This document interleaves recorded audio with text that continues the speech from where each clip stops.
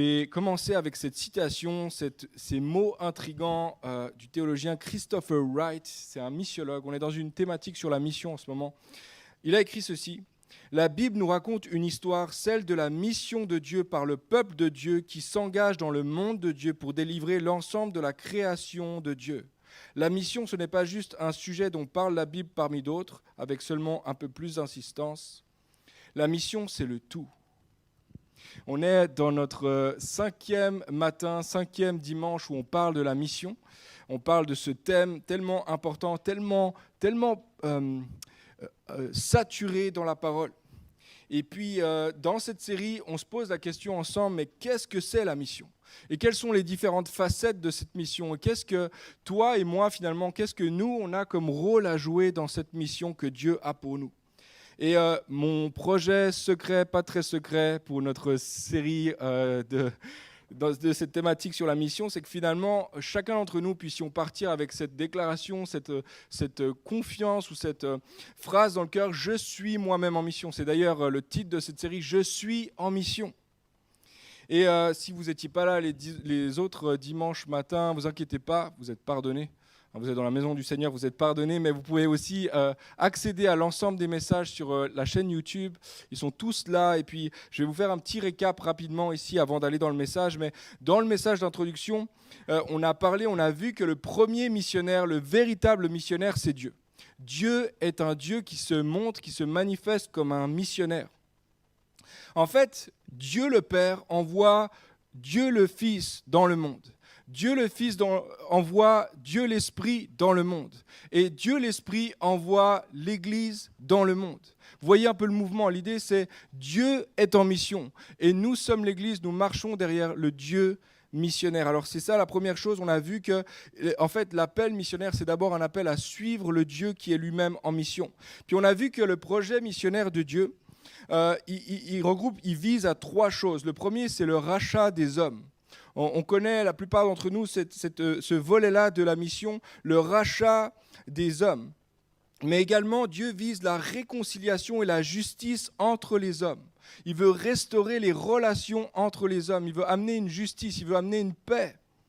Et Jésus va dire d'ailleurs son premier message à Nazareth, il dit heureux les pauvres en fait. Il parle des pauvres, il dit je suis venu pour amener une bonne nouvelle pour les pauvres, pour ceux qui n'ont pas d'argent. Donc Jésus est venu aussi apporter la réconciliation et la justice. Également, le troisième volet, c'est celui qui nous intéresse ce matin, c'est la recréation, ou alors il veut nous rendre participants à la création, à la recréation, à la restauration de toute sa création. Alors Dayanara a apporté le message sur le premier volet, et elle nous a parlé en fait des disciples qui font des disciples. Comment est-ce que Dieu en fait pour racheter les hommes sur la terre ? Il fait des disciples, une communauté de disciples en mission, qu'il envoie faire des disciples. On a parlé de ce concept matétéo, être un disciple et faire des disciples. On a vu aussi, et puis ça c'était la semaine passée, notre ami Samuel Robert qui nous a parlé d'être des artisans de paix.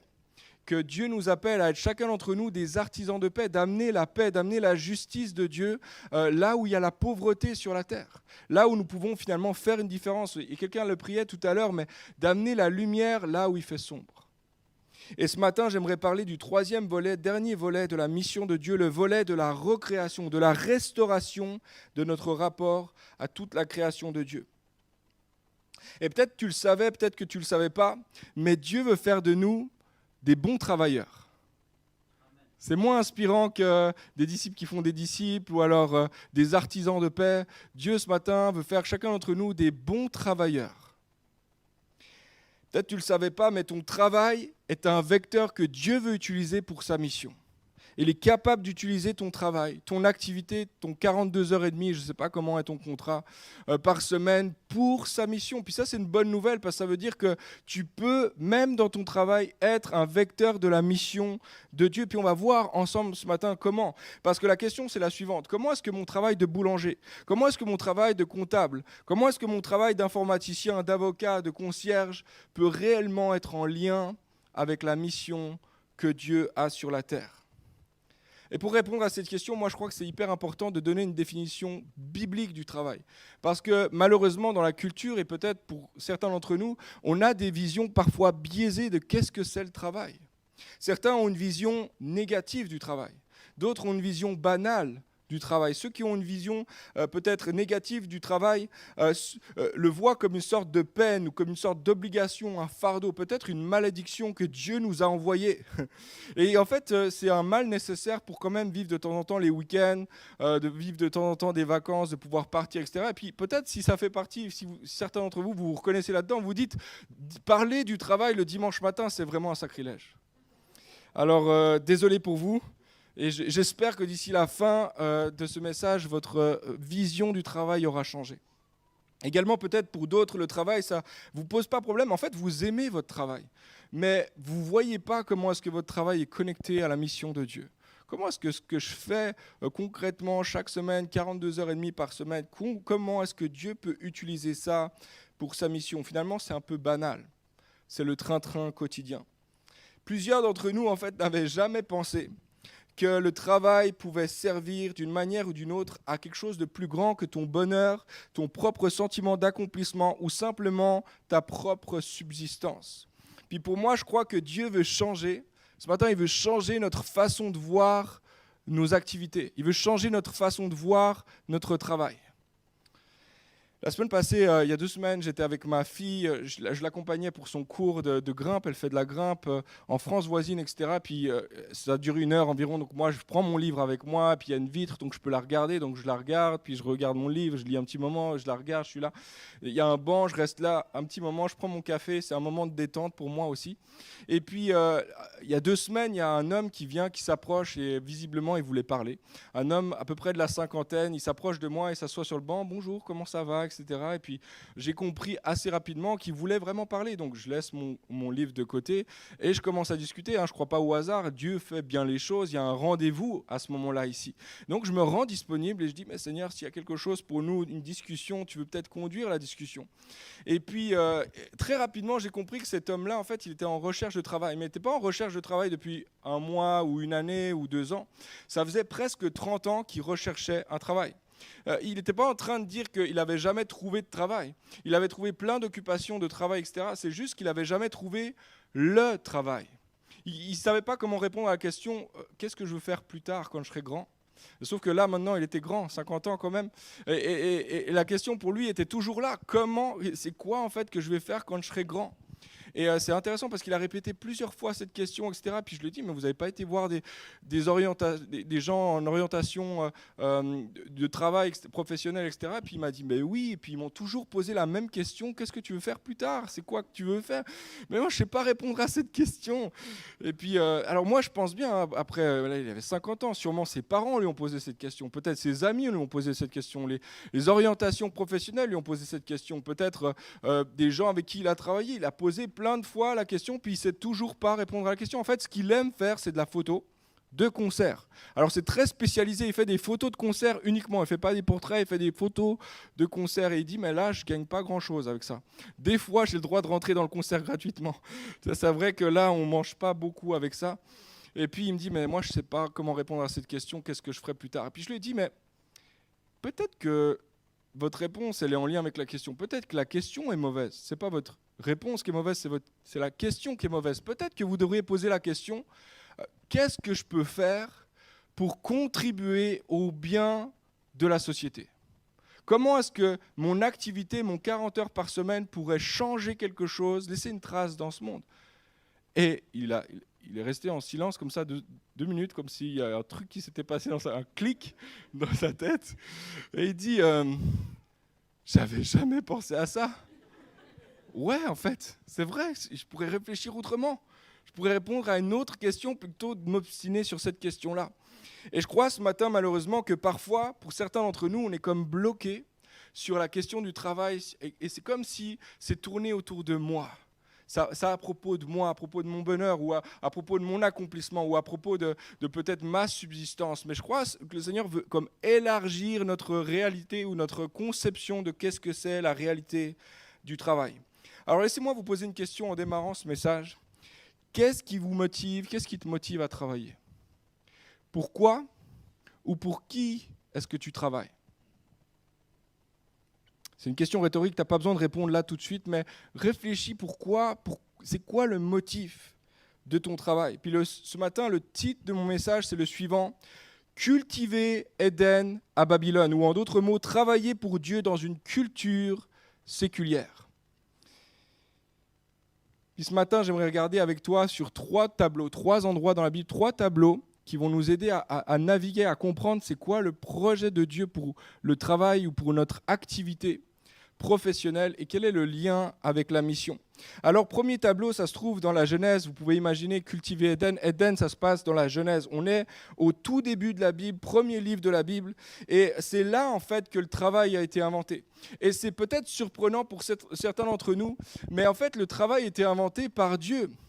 Et il a été inventé par Dieu pour notre bien. Ce n'est pas une malédiction, c'est une bonne chose pour nous. Et encore plus surprenant que ça, le premier travailleur, c'est Dieu lui-même.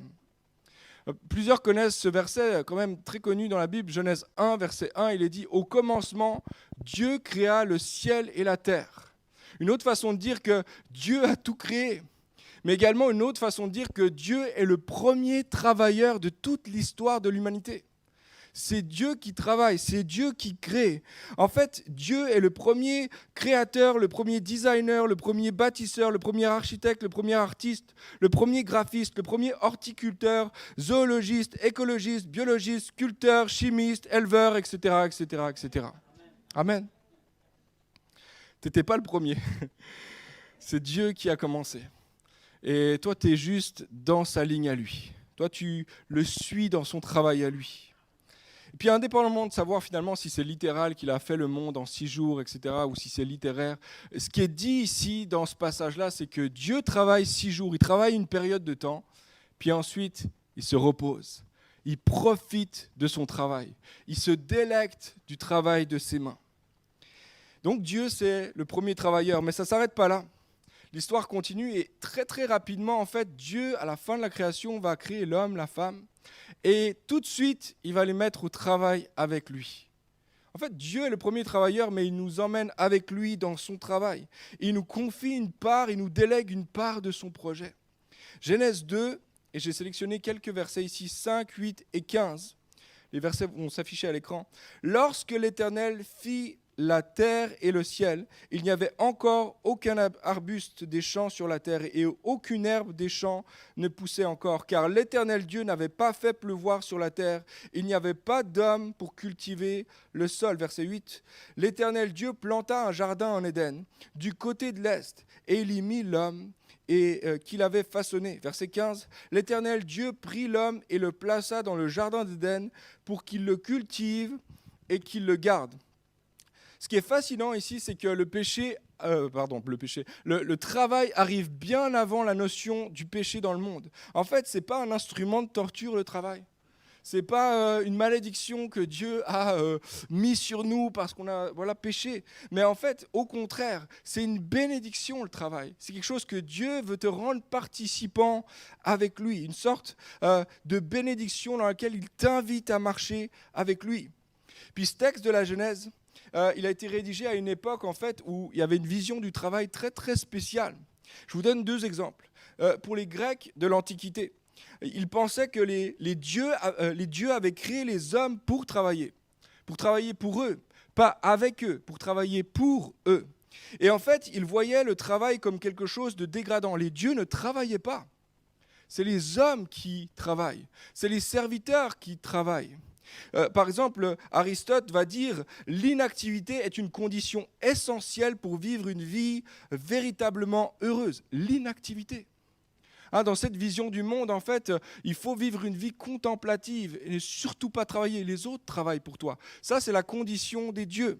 Et donc, dans leur vision du monde, dans cette philosophie grecque, l'homme devait tout faire pour s'affranchir du travail, pour finalement se concentrer uniquement sur ne rien faire du tout. Pour que les autres travaillent pour moi, pour que les autres bossent pour moi. Je ne sais pas si vous avez réalisé, mais cette culture-là ou cette pensée-là, malheureusement, elle a quand même déteint dans notre culture. Je ne sais pas si probablement vous connaissez des gens autour de vous qui s'approchent de la retraite, puis ils font le countdown, ils comptent chaque mois, chaque année, il reste 4 mois, 30 jours, 28 jours et 16 heures avant ma retraite. Et puis ça a infusé comme si, et quoi ? Il va se passer quoi juste après ? En fait, qu'est-ce qui va se passer ? Tu vas atteindre le ciel en fait ? Parce que la retraite, ce n'est pas le ciel. Et malheureusement, ça a déteint parfois dans notre culture.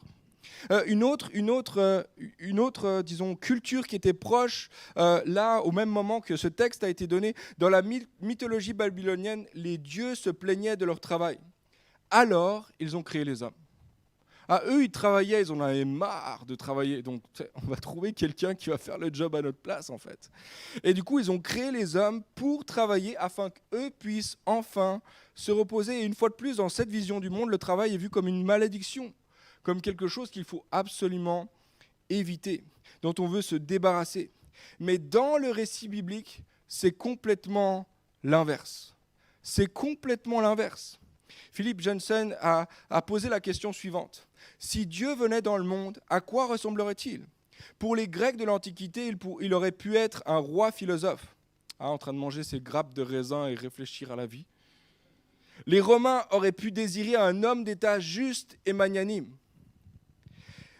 Mais voici comment le Dieu des Hébreux est venu dans ce monde, comme un charpentier.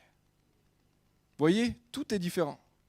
Et Dieu se présente dans la Genèse comme un cultivateur qui crée un jardin, qui prend soin d'un jardin, qui crée les hommes, les femmes, et ensuite qui leur délègue autorité par amour. Pas parce qu'il veut se libérer du travail, par amour. Les amis, l'Éternel, il travaille par amour, il aime travailler, il profite du fruit de son travail, et ensuite il nous invite à travailler avec lui et pour lui. Puis dans le texte qu'on a lu tout à l'heure dans la Genèse 2, il y a plusieurs éléments que j'aimerais noter avec vous. On appelle ce passage-là le mandat culturel. On pourrait appeler ça la mission culturelle. Et trois aspects que j'aimerais souligner ici. En fait, au verset 5, le texte s'affiche à l'écran. Au verset 5, on nous parle de deux problèmes. Il y a deux problèmes. Le premier problème, c'est que la terre n'était pas accueillante. Il n'y avait pas d'arbres, il n'y avait pas de quoi manger. La terre n'est pas accueillante. Premier problème. Le deuxième problème, c'est qu'il manquait de quelqu'un pour la rendre accueillante. Alors au verset 8, Dieu crée un jardin, donc lui-même il crée un jardin, sur une partie de la terre il crée un jardin pour Adam et Ève. Et en fait il plante un jardin qu'il appelle Éden. Éden ça veut dire délice, abondance, harmonie. Et en fait, dans ce passage, on parle d'harmonie. Si vous lisez les versets qui suivent à partir du verset 8, 9 et suivant, vous allez voir l'abondance. Il y a de l'eau, il y a de l'or, il y a des arbres, il y a beaucoup de fruits. C'est magnifique. Tu as juste envie de rester là, de planter ta tente et de rester là parce que c'est juste magnifique, c'est Éden. Donc, il aurait pu poser l'homme n'importe où sur la terre, mais il choisit de créer un cadre magnifique où il pose l'homme. Mais verset 15, ça ne s'arrête pas là. Dieu non seulement crée un environnement parfait et bon pour l'homme, mais aussi il nous crée pour le bien du jardin. Vous voyez, au verset 15, il est dit que l'Éternel Dieu prit l'homme et le plaça dans le jardin. Pourquoi ? Pour en prendre soin, pour le cultiver. Donc non seulement Éden est bon pour nous, mais nous, on est bon pour Éden. En fait, il y a un échange, il y a un win-win ici, il y a un échange de bons compromis ici. Tout le monde est gagnant. Et Dieu nous donne, il nous confie. Et moi, je crois que ça va plus loin que ça. Ce n'est pas seulement de cultiver ce que Dieu a créé, mais il nous donne d'étendre, de travailler à étendre le jardin sur toute la surface de la planète. Parce qu'en fait, Éden était localisé à un endroit, et c'est précis. Vous lisez les versets entre 9 et 15, vous allez voir, c'est précis. Il y a un endroit, il y a des noms, etc. Mais en fait, toute la terre n'était pas accueillante. Et là, il place l'homme pour étendre le jardin sur toute la surface de la terre. Alors Dieu nous confie une grande part dans son projet. Je ne sais pas si vous réalisez. Moi, il y a quelques années, je travaillais comme architecte. Avant de devenir pasteur, j'étais architecte. Puis je travaillais dans plusieurs bureaux, etc. Puis j'ai fait plein de choses, un petit peu, pas beaucoup d'importance, pas beaucoup de responsabilité sur moi, etc. Enfin, voilà, des petites choses qu'on me donnait à faire. Et je me rappelle très très bien ce jour où mon patron est venu dans le bureau, etc. Et puis il m'a confié quelque chose de plus lourd. Il m'a confié une responsabilité, il m'a confié un projet, puis il m'a dit maintenant je te donne ça. Tu as le budget, tu as le planning, c'est toi qui gères les ouvriers, c'est toi qui gères tout ça, voici les plans, c'est toi qui gères ça. Puis je ne me rappelle plus trop si j'avais un sourire de joie à ce moment-là ou un sourire nerveux, genre génial, merci beaucoup. Grande responsabilité, grand privilège, mais grande responsabilité avec. Et le jardin est fait pour nous. Et nous, on est fait pour le jardin, pour en prendre soin et pour le cultiver. Maintenant, j'espère que tu comprends que ce n'est pas un appel ce matin à quitter ton travail pour devenir jardinier. Pas du tout. D'accord ? C'est une image. C'est-à-dire que jardinier, c'est ce que Adam et Ève avaient à faire à ce moment-là. Mais dans ton travail, tu es appelé à cultiver Éden, à cultiver la part de champ que Dieu t'a donnée, dans la perspective d'honorer le travail de Dieu, de servir à son projet à lui, de servir avec lui dans son projet à lui. Timothy Keller le dit de cette façon. C'est en faisant ce que Dieu a fait lors de la création du monde que nous menons à bien notre mission, en mettant de l'ordre dans le chaos, en bâtissant de manière créative une civilisation à partir des matériaux dont nous disposons et prenons soin de tout ce qu'il a créé. Voilà en partie ce à quoi il nous a destinés. Ça veut dire qu'en tant que plombier, en tant que comptable, en tant que parent au foyer, en tant qu'infirmier, tu peux cultiver le bout de terrain que Dieu te donne. Il te laisse une partie du terrain dont toi, tu peux t'occuper. Il n'y a que toi qui peux t'occuper de cette partie-là. Ce que je veux que tu saisisses en fait ce matin. Merci. Ça va mieux ? Ce que je veux que tu saisisses en fait ce matin, c'est que ta place de travail, ton activité, qui te prend peut-être 42h30 par semaine, c'est le bout de jardin que Dieu te confie. Et parfois, on s'imagine que la seule façon de servir Dieu, c'est justement d'être là où je suis, c'est-à-dire d'être pasteur ou de travailler dans l'église, etc. Ça, c'est servir Dieu. Puis moi, je travaille dans le monde. Puis il y a ceux qui servent Dieu, puis il y a ceux qui travaillent dans le monde. Et ça, c'est une vision complètement fausse. C'est absolument pas vrai. En fait, peu importe où tu te trouves sur la surface de la planète, tu es appelé à servir Dieu dans le champ que le Seigneur t'a confié. Amen. Ça veut dire que tu n'es pas juste un graphiste qui design un flyer de plus. Tu utilises les ressources que Dieu te donne pour cultiver et étendre Éden. Ça veut dire que tu n'es pas juste un pompier qui éteint un feu de plus. Tu es en fait celui qui va éteindre, qui va prendre soin du jardin en protégeant une part du jardin. Ça veut dire que tu n'es pas juste un étudiant qui travaille et qui sue. Vraiment, on est avec vous les étudiants. Tu n'es pas juste un étudiant qui travaille, qui sue à réviser, etc., d'exercice en exercice, d'épreuve en épreuve. Tu es en fait quelqu'un qui est en train de te préparer à bien prendre soin d'Éden, le terrain que le Seigneur te confie. Ça, c'est le projet d'Éden. Ça, c'est le tableau original. Ça, c'est le plan initial de Dieu pour le travail. Mais il y a un mais. Je ne sais pas si vous avez remarqué, on n'est plus dans Éden. Et maintenant, on est appelé à travailler à Babylone. Qu'est-ce que je veux dire par là ? Je ne sais pas si tu as remarqué, mais on n'est plus dans le jardin d'abondance. On n'est plus dans le jardin d'harmonie. On n'est plus dans cette place de paix que le Seigneur avait créée à l'origine pour nous. Pourtant, le mandat reste. Pourtant, la mission demeure. Et en fait, la Bible nous enseigne que par la désobéissance de l'homme et l'entrée du péché dans le monde, Adam et Ève ont été comme chassés du jardin. Et l'humanité tout entière est maintenant comme en exil. Nous vivons en dehors d'Éden. Nous vivons dans un monde séparé de Dieu. Puis quelques chapitres après l'exil des hommes, on les retrouve à Babylone. Vous connaissez l'histoire de la tour de Babel ? Babel, ça vient de là en fait. Babylone, Babel, c'est là. Et en fait, si Éden représente le lieu d'harmonie, d'abondance et d'ordre, de grâce de Dieu, dans la Bible, Babylone représente tout son contraire, la confusion, le désordre et l'orgueil humain. Et en fait, selon les commentateurs, le texte, le tableau qu'on va regarder ensemble là tout de suite, c'est la construction de Babylone constitue le signe le plus clair d'une humanité exilée, loin du jardin d'Éden. Je lis dans Genèse 11, versets 2 à 4. Après avoir quitté l'Est, les hommes trouvèrent une plaine dans le pays de Shinéar et ils s'y installèrent. Ils se dirent les uns les autres, « Allons, faisons des briques et cuisons-les au feu. » La brique leur servit de pierre et le bitume de ciment. Ils dirent encore, « Allons, construisons-nous une ville et une tour dont le sommet touche le ciel, et faisons-nous un nom, afin de ne pas être dispersés sur toute la surface de la terre. » Alors qu'ils vivent comme des exilés, ils sont sortis du jardin. Ici, dans Genèse 11, on retrouve les descendants d'Adam et Ève qui entrent ou qui commencent à travailler ensemble. Et en soi, c'est plutôt une bonne chose, hein. C'est ce que Dieu avait demandé, travailler. Continuer à travailler. En fait, ils se mettent ensemble pour développer la culture. Ils travaillent à construire quelque chose ensemble. Ils unissent leurs forces, leurs compétences, les technologies qu'ils ont trouvées pour la construction de quelque chose de bon. Une ville dans laquelle toutes et tous pourront vivre en harmonie les uns avec les autres.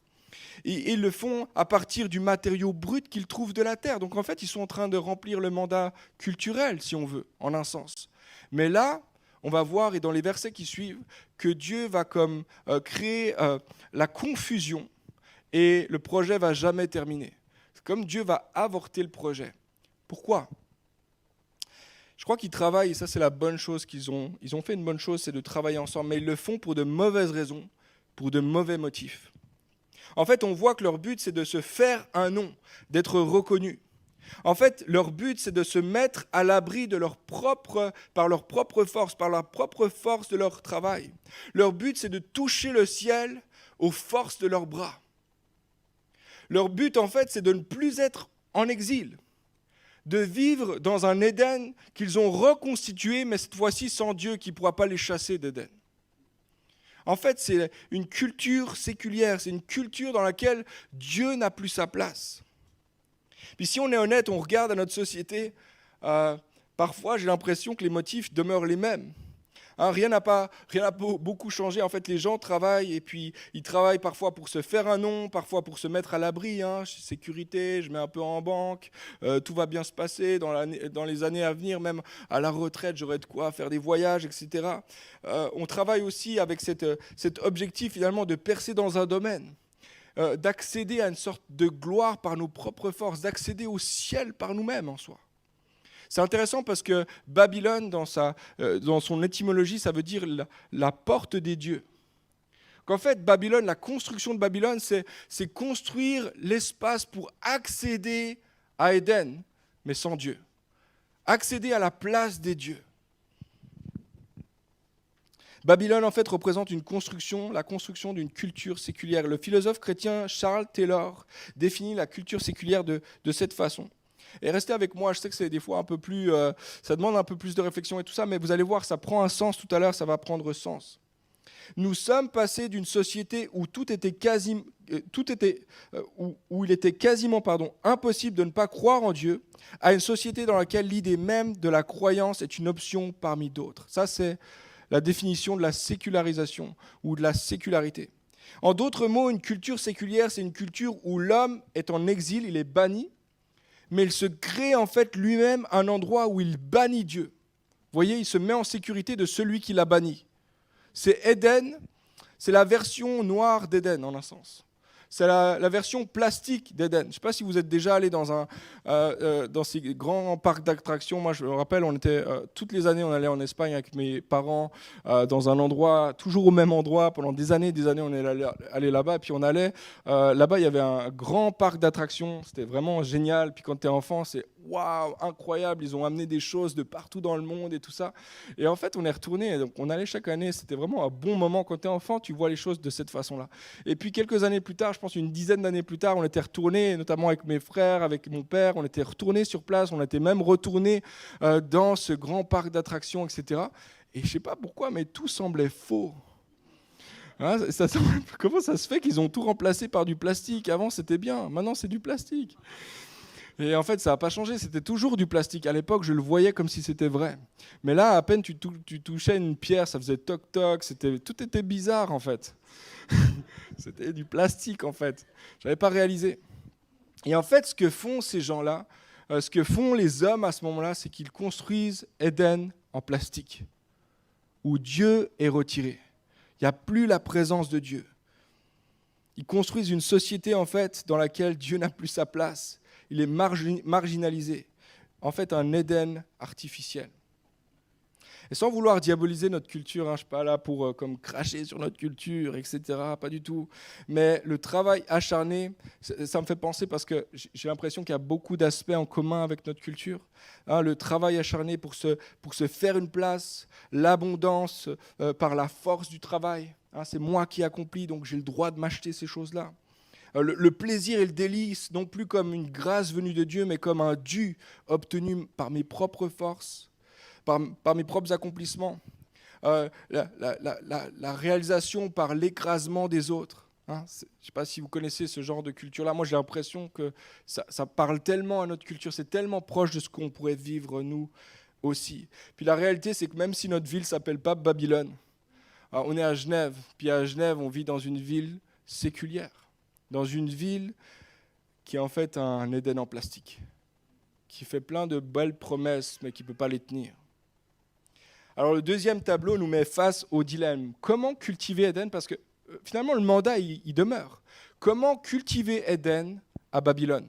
En d'autres mots, comment travailler pour Dieu dans une cité ou dans une culture séculière? Moi, je crois qu'en tant que disciple de Jésus, on est toujours appelé à travailler pour Dieu. Puis on est quand même à Genève. On est quand même dans une culture séculière. Comment on navigue ce dilemme-là? Voici le troisième tableau. Je crois que c'est la question, en fait, la question comment cultiver Éden à Babylone, c'est la question à laquelle Jérémie répond. À un moment donné, Jérémie va écrire une lettre en fait, à des déportés, à des exilés, et puis il va leur dire des choses extraordinaires où justement il leur parle de comment cultiver Éden à Babylone. Et juste pour vous donner un petit peu de contexte ici, Babylone, à ce moment-là, c'est aussi une ville, hein, c'est historique, il y a un endroit, c'est Babylone. Et cet endroit-là, en fait, c'était un empire. Et à un moment donné, en l'an 586, je crois, avant Jésus-Christ, Babylone, l'empire babylonien va attaquer Jérusalem. Et ils vont, en l'espace d'une année, ils vont détruire Jérusalem, ils vont détruire les remparts, ils vont détruire les maisons, ils vont détruire même le temple, ils vont piller le temple, ils vont brûler la ville et ils vont déporter les habitants de Jérusalem à Babylone. Et ça, on ne s'en rend pas forcément compte, mais c'est un des moments les plus dramatiques de toute l'histoire biblique. Parce que là, les promesses tombent. Toutes les promesses que Dieu avait faites à son peuple, d'un coup, il n'y a plus de lien. Comment ça se fait que Dieu a permis ça? Et maintenant, on n'est plus à Jérusalem, on n'est plus en terre promise, il n'y a plus de temple, il n'y a plus la présence de Dieu. Et là, ils habitent à Babylone et Jérémie va leur écrire. Il va leur écrire pour les encourager. Lui, il est resté à Jérusalem parce qu'ils ont laissé seulement les personnes âgées et puis les personnes qui n'étaient pas capables de travailler à Babylone, ils les ont laissés sur place. Et Jérémie fait partie de ces gens-là. Et Jérémie écrit à Babylone, il leur écrit aux déportés de Babylone. Et il va leur dire comment travailler pour Dieu au milieu d'une culture séculière. Il dit, Jérémie 29, verset 4, la lettre disait...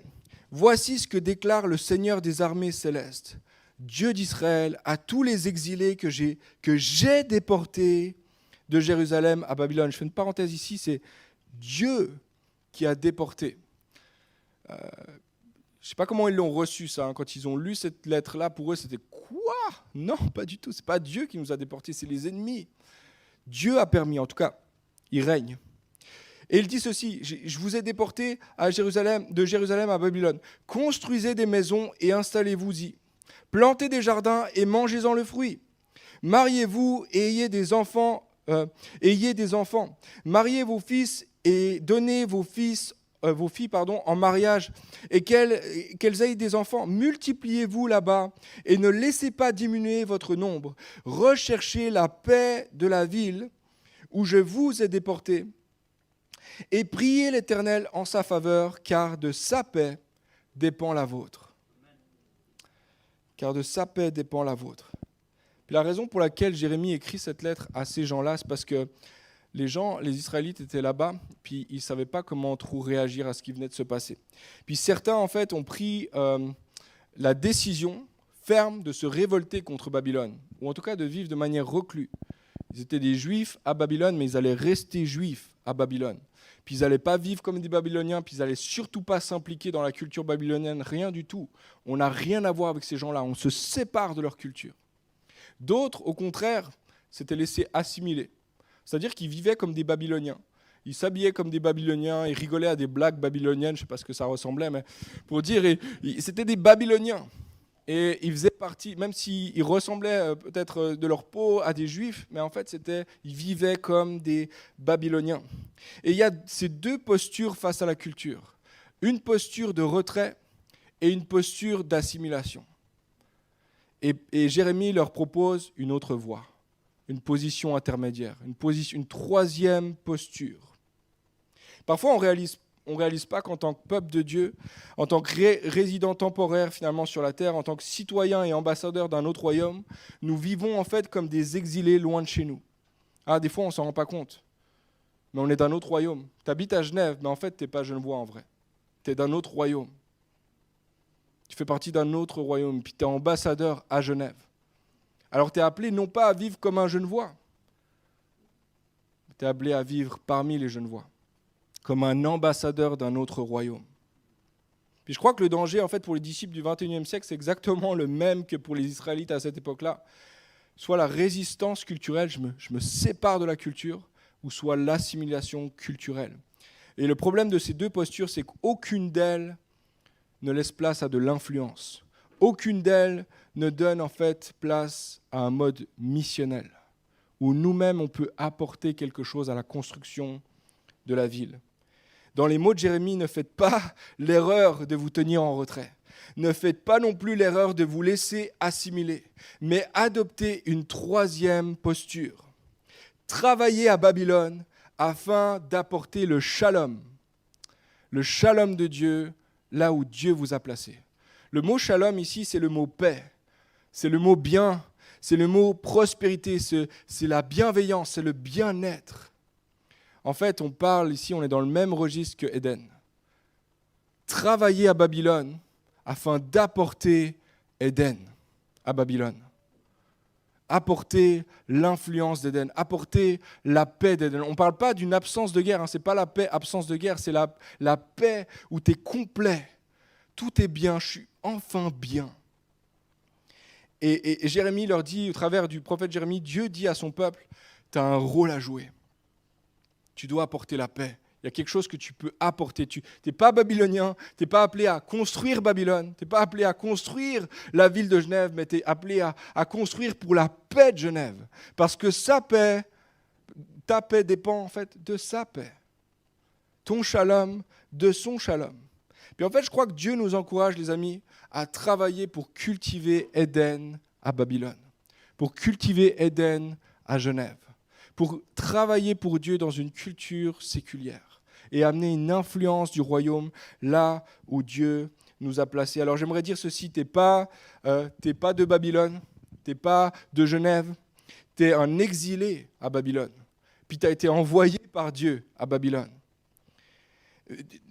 Tu ne te comportes pas comme un Babylonien, tu n'es pas appelé à travailler ou à fonctionner comme un Babylonien. Mais en fait, si tu n'es pas de Babylone, Dieu ne t'a pas en fait placé là par hasard. Ce n'est pas par hasard que tu te trouves ici en fait. Dieu t'a placé là pour une raison et il veut que tu sois toi-même une source d'influence pour Babylone, pour amener la paix de Dieu ici à Genève. Et c'est là que ton travail prend un sens missionnaire. Parce que d'un coup, tu ne travailles plus en fait simplement pour ta subsistance, simplement pour ton bonheur ou pour un sentiment d'accomplissement. Tu travailles comme informaticien à amener la paix de Dieu dans l'informatique à Genève. Tu amènes la paix de Dieu dans la comptabilité, je ne sais pas, de la ville. Tu es en train d'amener la paix de Dieu, je ne sais pas, en faisant comme un boucher, je ne sais pas exactement, des saucisses, j'en sais rien. Toutes les choses que les bouchers font, tu amènes la paix de Dieu au travers de ton travail dans la ville. Et tu le fais d'une façon différente. Tu ne le fais pas comme un Babylonien, tu ne le fais pas comme un genevois. Tu le fais à la façon de Dieu, pour la gloire de Dieu. Alors comment concrètement ça change ? Qu'est-ce que ça change un disciple par rapport à un habitant de Genève lambda ? J'aimerais donner quelques éléments ici. Premièrement, change de perspective sur ton travail. Et je crois que c'est hyper important de changer ta perspective sur ton travail. Demande à Dieu de changer ta perspective sur ton travail. Dieu te confie un bout de son champ et il y a toi seul qui peux le cultiver. Je ne pourrais pas le faire à ta place. Il n'y a que toi qui peux le faire pour Dieu. Deuxièmement, travaille bien, travaille fort. Sois un excellent travailleur pour plaire à ton patron céleste. Amen. Travaille pour quelqu'un qui a des standards beaucoup plus élevés que ton patron, pour la gloire de Dieu. Troisièmement, construis comme si ton fils allait récupérer ton bout de jardin. Jérémie, il dit, construisez des maisons, donnez des filles, donnez des maris à vos filles, donnez des femmes à vos enfants, etc. Bâtissez comme si c'est pour eux, comme si eux-mêmes allaient être dans la maison demain. Donc travaille avec une longue perspective, une perspective du royaume de Dieu. Quatrièmement, sois un excellent collègue et engage-toi dans les relations avec tes collègues. Je crois qu'il n'y a rien, il y a rien de plus puissant qu'un chrétien, un disciple de Jésus qui est à un endroit puis qui amène une influence positive par sa façon d'aimer les gens. Ah, tu n'es pas obligé de parler de Jésus toutes les 2 secondes, là, et puis chaque pause café, tu connais Jésus, en fait. Tu peux être simplement toi-même, parce qu'en fait, Jésus vit en toi, et parce qu'il te transforme, en fait, tu amènes une influence là où tu te trouves. Investis-toi dans les relations. Prends un verre avec tes collègues. Il y a trop de chrétiens, malheureusement, qui courent de leur travail à la réunion de prière, et de la réunion de prière au travail, puis là, je suis en train de me tirer une balle dans le pied, mais des fois, tu devrais dire non à la réunion de prière et puis aller boire un verre avec tes collègues. Parce qu'ils doivent te connaître. Parce qu'en fait, tu es appelé à être la lumière du monde, on l'a dit tout à l'heure. Cinquièmement, prie pour ton lieu de travail. Prie pour le bien de ton patron. Prie pour la prospérité de ton travail. Prie qu'il y ait encore un salaire à la fin du mois.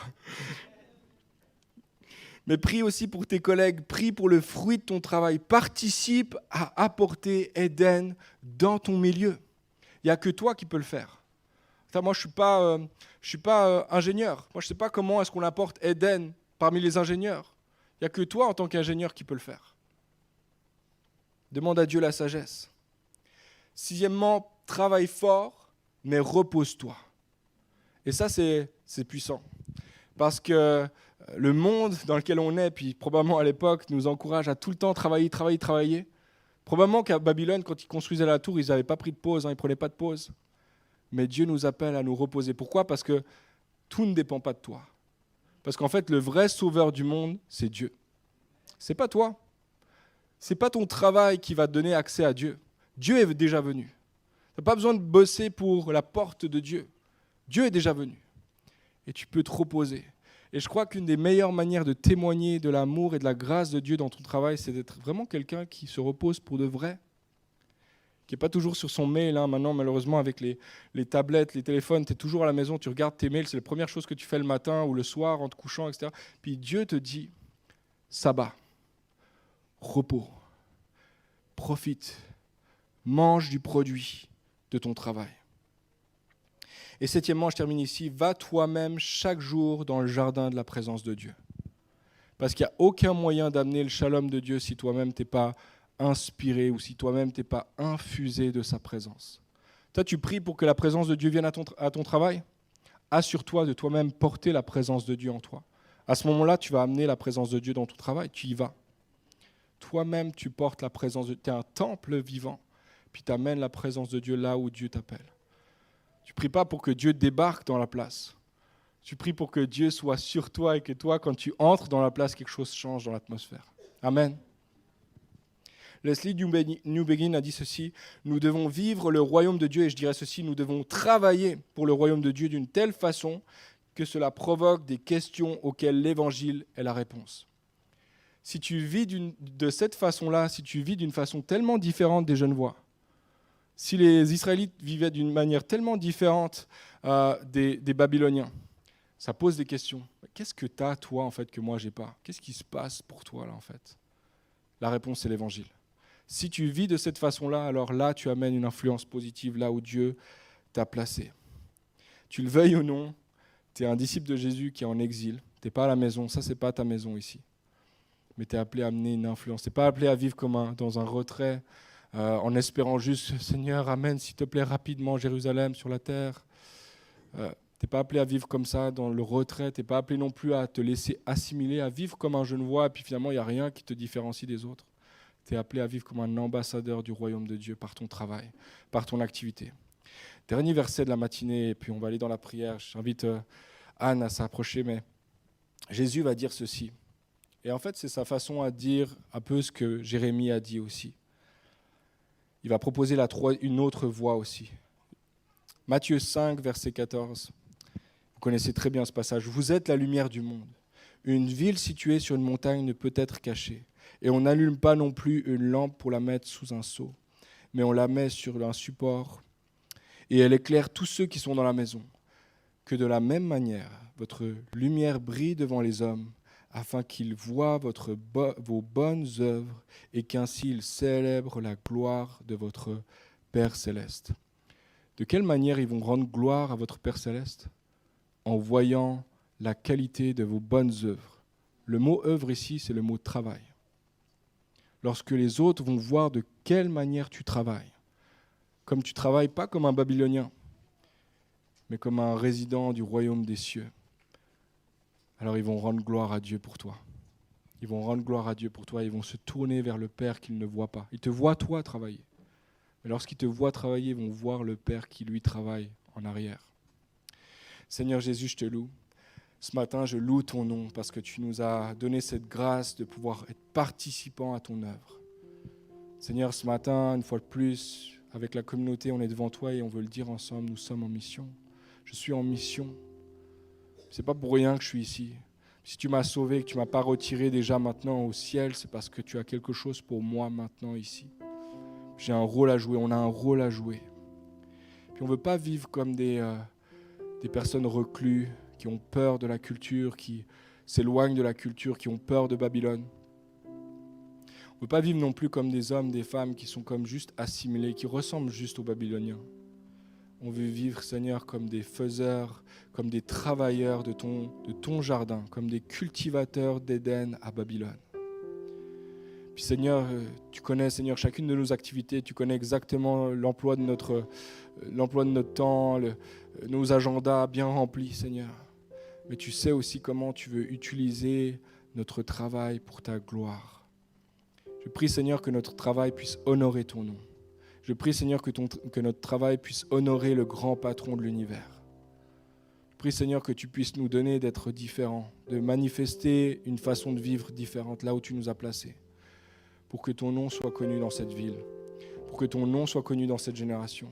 Nous prions, Seigneur, pour le shalom, pour la paix de Dieu sur cette ville, Seigneur.